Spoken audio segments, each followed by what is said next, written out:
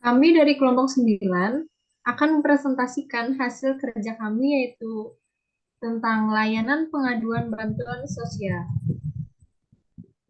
Kelompok kami beranggotakan yaitu yang pertama Muhammad Ridwan Syahbana, yang kedua Ciola Dwi Sulistia, yang ketiga Karisma Widya Mutiara Alamsyah, dan yang keempat yaitu Naini Herawati.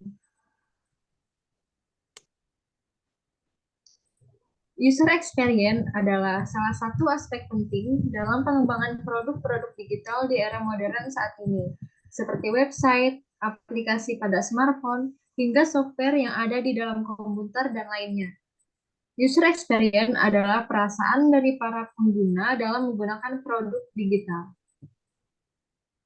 Berikutnya yaitu poin kesulitan, ini ada tiga, yaitu yang pertama, user harus mendatangi kantor desa untuk menanyakan apakah mereka mendapatkan bantuan sosial, dan itu cukup memakan banyak waktu karena pegawai kantor harus terlebih dahulu mengecek data bantuan sosial dan memberikan informasi kepada user. Yang kedua yaitu jika user tidak mendapatkan informasi dari kantor desa, user harus mendatangi Dinas Sosial Provinsi Kalimantan Tengah. Dan yang ketiga yaitu user harus mendatangi kantor desa untuk pengaduan bahwa bantuan sosial yang dibagikan tidak sampai kepada user. Berikutnya yaitu kebutuhan user, terdiri dari 4, yaitu yang pertama, sebagai user, saya menginginkan kemudahan agar tidak mendatangi langsung kantor dan kepraktisan dalam bertanya mengenai bantuan sosial. Yang kedua yaitu sebagai user, saya membutuhkan secara cepat informasi tentang bantuan sosial. Yang ketiga yaitu sebagai user, saya ingin mengetahui apakah saya mendapatkan bantuan sosial. Dan yang keempat yaitu sebagai user, saya ingin dinas sosial mengetahui bahwa bantuan sosial tersebut tidak sampai kepada saya. Selanjutnya ada analisa solusi. Jadi, kelompok kami akan membuat aplikasi yang menyediakan tempat untuk mencari informasi tentang bantuan sosial, dilengkapi dengan informasi tanggal masuk laporan, tanggal ditanggapi oleh petugas, dan keterangan mengenai jawaban dari pertanyaan yang diinputkan oleh user. Berikutnya akan dijelaskan oleh teman saya. Baik, selanjutnya ada user persona. Di sini ada 4. Yang pertama, identitas user. Identitas user itu berada pada kalangan umur 22 tahun ke atas yang sudah memiliki KTP. Untuk umur 22 tahun ke bawah, diawali dengan keluarga yang memiliki KTP dan masih terdata pada satu kakak, memiliki kartu keluarga sejahtera dan berdomisili atau KTP Kalimantan Tengah. Yang kedua ada pain point. Di sini ada jarak dari tempat tinggal ke tempat pengaduan jauh, memakan waktu yang cukup lama. Yang ketiga ada motivasi. Itu ada convenience-nya 90%. Goals-nya user dapat langsung melakukan pengaduan melalui website aplikasi tanpa harus mendatangi tempat pengaduan dan tanpa memakan waktu yang cukup lama.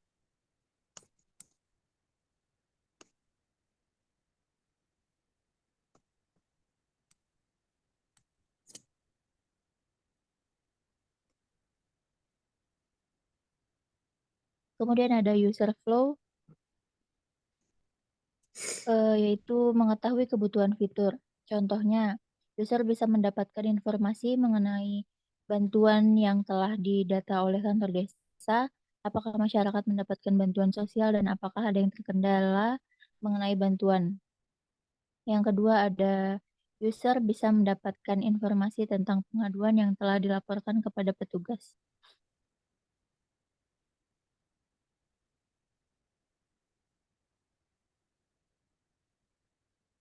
User flow yang kedua membuat langkah-langkah yang harus dilakukan oleh user.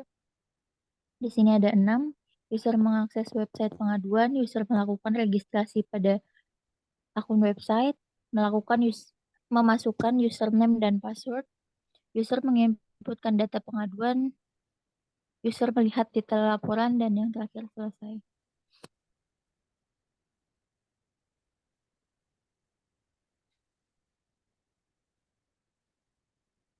Ada user flow yang ketiga yaitu membuat gambaran besar user flow. Contohnya di sini user mengakses website, user memasukkan registrasi akun, kemudian memasukkan username dan password, kemudian menginputkan data pengaduan, kemudian user dapat melihat detail laporan dan selesai. Kemudian dilanjutkan oleh Ferdi.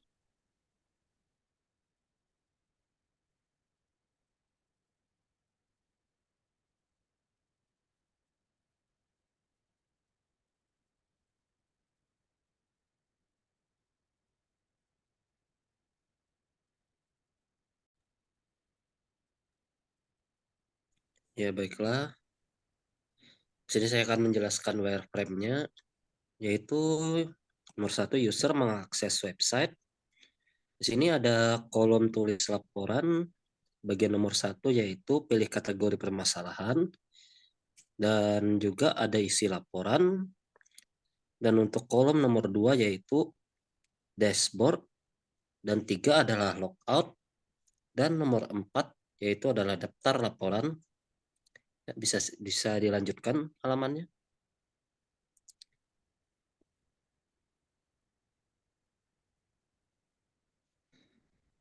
Ya, baiklah, di sini nomor 2 yaitu user melakukan registrasi pada website. Di sini kita mendapati kolom nick, nama, alamat, nomor telepon, email, password, dan registrasi termasuk preset. Ya, silakan lanjut.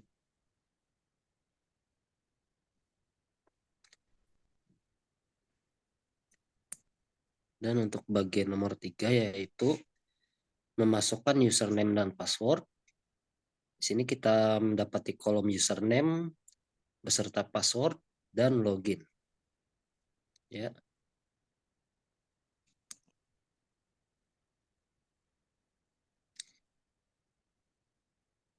Nomor 4, user menginputkan data pengaduan.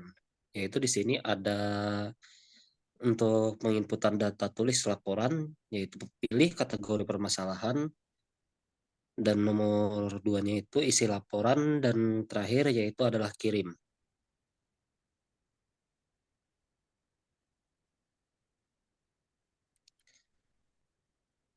Dan terakhir yaitu 5, user melihat detail laporan, yaitu detailnya terjangkau dalam nick dari petugas, tanggal masuk, tanggal keluar, dan beserta pesan dan respon daripada petugas yang bersangkutan, dan ada tombol close juga.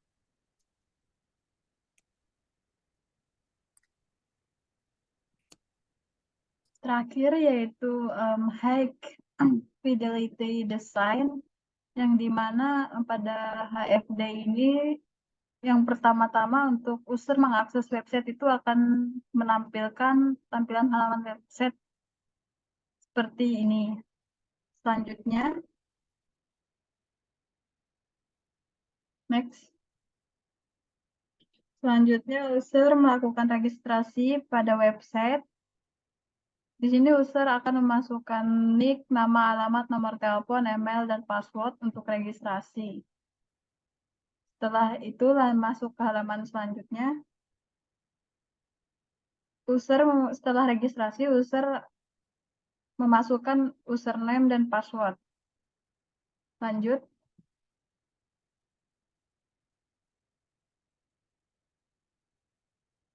Setelah user memasukkan username dan password, user akan diarahkan untuk menginputkan data pengaduan, yang dimana user akan memilih kategori permasalahan dan menulis laporan. Selanjutnya, setelah user menginputkan data pengaduan, user akan melihat detail laporan, dan laporan untuk pengaduan pun selesai.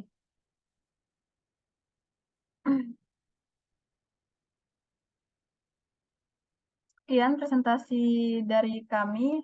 Terima kasih.